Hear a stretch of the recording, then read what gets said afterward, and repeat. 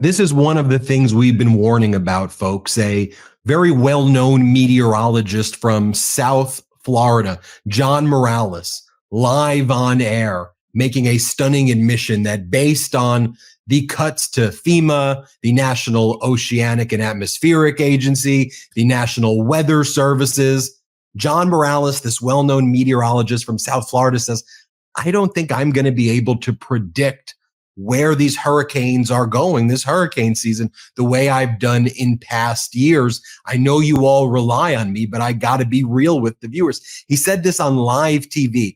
I want you to watch this clip.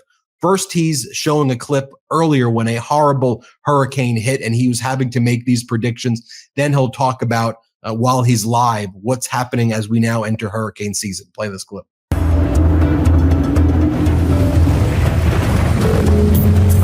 Listen, I've been on this, since 8 o'clock this morning on social media, and there is a lot of anxiety out there because you don't see it turning, right? When is it going to turn? John, it's not turning. It's coming straight to us. It's going to turn, all right? The turn was never forecast to be on Sunday. The turn isn't even on Monday morning. The turn will come Monday afternoon, Monday evening, into Tuesday. Remember that? That was about 6 years ago. That was Hurricane Dorian, as it was absolutely devastating the Northwest Bahamas as a Category 5, sat over that region for 2 days. It was headed straight west. Lots of people in Florida were concerned the hurricane was heading here. And as you've grown accustomed to my presentations over my 34 years in South Florida newscasts, confidently, I went on TV and I told you, it's going to turn. You don't need to worry. It is going to turn. And I am here to tell you that I am not sure I can do that this year because of the cuts, the gutting, the sledgehammer attack on science in general, and I could talk about that for a long, long time, and how that is affecting the U.S. Leadership in science over many years, and how we're losing that leadership, and this is a multi-generational impact on science in this country, all right? But specifically, let's talk about the federal government cuts to the National Weather Service and to NOAA. Did you know that Central and South Florida National Weather Service offices are currently basically 20 to 40% understaffed? From Tampa to Key West, including the Miami office, 20 to 40% understaffed. Now, this type of staffing shortage is having impacts across the nation because there's been a nearly 20% reduction in weather balloon launches that carry those radiosondes. And what we're starting to see is that the quality of the forecasts is becoming degraded. Not only is the quality of the forecast becoming degraded, the new interim leader of FEMA has zero experience in FEMA.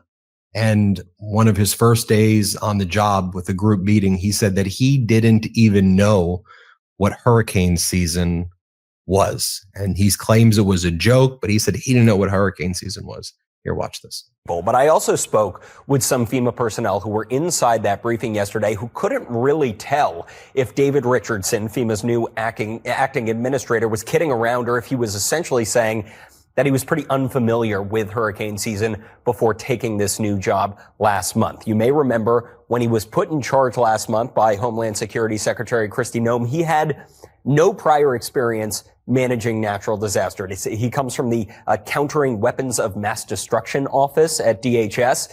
And this has just raised red flags among FEMA staff about the lack of experience at the top as hurricane season is now underway and who's going to be making those decisions with what information when lives need to be saved and potentially communities need to be preserved during these catastrophic storms. They go back to that again. It was just a joke when he said it. You're joking about not knowing hurricane season as the head of FEMA when it can lead to the death of thousands of lives. I want to call in Ben Smith, editor-in-chief of Semafor, also the host of the podcast Mixed Signals that everybody should check out. Hey, Ben, at Semafor, you guys cover a lot. And one of the things I like about Semafor is you focus on the kind of basic competency of like, it's not a partisan thing. It's not, this is a Democrat or Republican thing. Is this thing working? Or is this thing breaking? Is it dysfunctional? And how do we fix it? And we don't have to just talk about FEMA, but talk to us generally about the coverage, that you've seen, where just the basics, this shouldn't be a Democrat, Republican, but the basics of government are not working.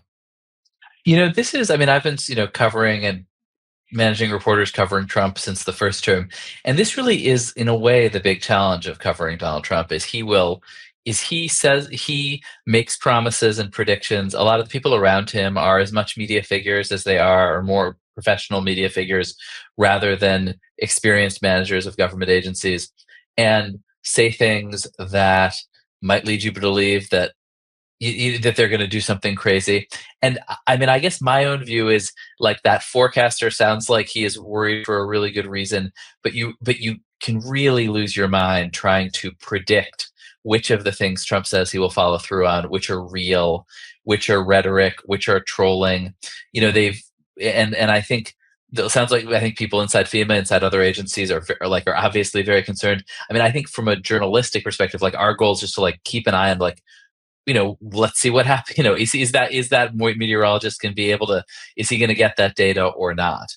I think you can really lose your mind trying to predict what is real and what is not real in this environment, actually. And that's where, they throw everything at you, and, it's, you take a look at, even like Signalgate. Just think about your past coverage, when you were leading newsrooms even before Semafor. Something like Signalgate, classified information on a software text messaging app where it really shouldn't be used. It's clearly classified information. Anybody who sees classification goes, they're literally talking about war plans. I feel like this is the wrong place for me to defend the Trump administration, but maybe I'm on the wrong show. But let me give you, I think here is where they are coming from, which is that if you were in the Defense Department today, or you would say, oh my God, the classification systems built in the, that have grown up over the last 20, 30, 40 years make it impossible to function and conceal all sorts of information that actually shouldn't be secret. And there's an impulse which actually I think is not crazy to say, we got to sweep aside all this government bureaucracy. We got to operate in a modern way. I think the challenge with the Trump administration is all they have is that impulse, and they are sweeping. And I don't think the idea that government officials can communicate on Signal that makes sense to me. It's very secure. Probably makes more sense than everybody having to go into some kind of windowless basement whenever they want to have a conversation. On the other hand, does not seem like they put more than 1 second of thought into how they were going to do it, and then pretty soon an Atlantic reporter is on the chat. And I think there's this disdain for the way government has operated that is partly ideological, is partly a reality that I think a lot of people who have contact with the federal government in various ways or work in it. It drives them insane, the bureaucracy. But there is a real impulse to throw the baby out with the bathwater that you're seeing. And I think things like FEMA and hurricane season, the administration is going from being able to complain about bureaucracy or whatever it's complaining about to having to suddenly own the consequences of screwing up really important government services. I think we're just starting to see where that's real and where that's not. Well, look, you could take the Signal example. I'm all for there being more efficiency, but then I'm not for the lying, though. When they say what happened there is not classified, why wouldn't, if they were okay with it and they truly thought this was a more efficient way that foreign nations couldn't hack into, why wouldn't they say, look, it was unfortunate that we invited the Atlantic editor-in-chief in, but this was classified information. He shouldn't have seen it. That was the mistake, versus they attack the Atlantic editor-in-chief and say that he's a whack job or he's a leftist radical, and they blame him for inviting him into the chat. They claim the information is not classified. And then to me, how do we address the problem if there's no accountability?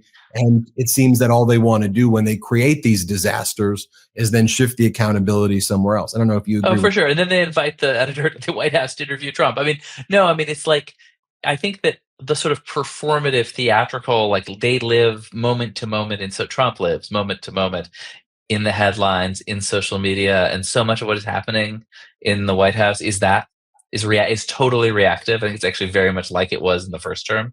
Just, gang who can't shoot straight stuff where they're kind of moving from crisis to crisis. And I just think that like what you're talking about with the hurricanes, and what I think we're going to see, over the next 6 months is, in that context, are there going to be huge screw ups in the basic function of government that get people hurt, right? And I think that is is the actual test. Well, we are 130 plus days in now. At what point do they say we're in charge and stop blaming a former administration? I mean, when you take over as the editor-in-chief, of MeidasTouch, or whatever, I will blame you for forever. I'll be blaming you for forever. At some point, though, again, to me, we have to just talk about basic leadership. At what point does the buck stop with you, and that these are your policies and you take accountability? And what message does it send just in general to other people out there if you're not standing on business, if you're not standing up for what you believe in, and everything is a whine and a complaint and a blame? I mean, this is what did not work for Trump in the first term, right? Like, I think it was very much like the first term. He sought to blame everything that went wrong on his predecessor, Barack Obama. And it didn't work politically. Like, people didn't really buy it, and he got wiped out in the midterms and lost re-election. So I think I don't think it's effective. I think people basically are going to judge the government on whether it works, not on whether they can find somebody to blame. And honestly, even for stuff, even for stuff like there are forces outside their control. When you're president of the United States, you get blamed for everything. And you go to the fact that politics in general is probably not the most popular thing, except when it hurts people and then people pay attention to it. People generally are skeptical of the government. So I believe, I'm sure you believe in the government should operate more efficiently. It should be tailored to 2025 versus 1955. But what happens when we now see Elon Musk leave, and we know that actually federal spending is higher month over month now than it was under former President Biden? What happens when we see, based on all the nonpartisan projections, that the deficit is going to be increasing significantly under this budget bill, and that there was no waste or fraud or really anything that was uncovered? At what point, though, can we use the language, and I speak to you editorially here, that this was just a complete and utter failure? Who writes that chapter? And I mean, I think there was, I'm trying to remember where I saw this the other day, but apparently Trump was asking people of Doge, hey, was this bullshit?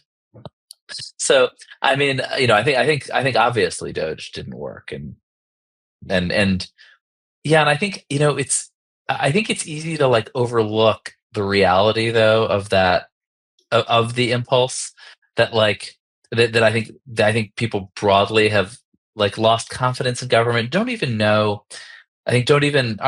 a clear sense of what government is doing in their lives, even when it is doing positive things. I mean, I think I'm in New York, and the former governor, Andrew Cuomo, who's running for mayor right now, basically operates on the theory that people have lost faith in government so fully that the only way you can impress them is by building physical buildings, because nothing else, people don't even really believe it. And I think, there's this part of the impulse that got Trump elected, which is we got to sweep all this stuff aside. And I think there's no real sense of, and replace it with what? And so we're in this moment when they're pretty good at breaking things and don't have a clear theory on what to replace them with. Yeah, and then going back to how we started this video, when those things are FEMA resources, when we've seen storm, have you ever seen, let me ask you this.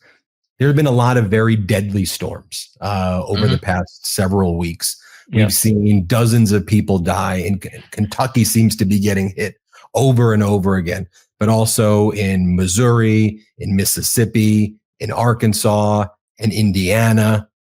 We also have, incidents where we've had troops die. 4 troops died in Lithuania. Two of our soldiers died in New Mexico as part of the group of soldiers that Donald Trump sent to the border. See, I remember in the past, you would have a commander-in-chief or a president during those times just address, hey, this is, a tragic incident.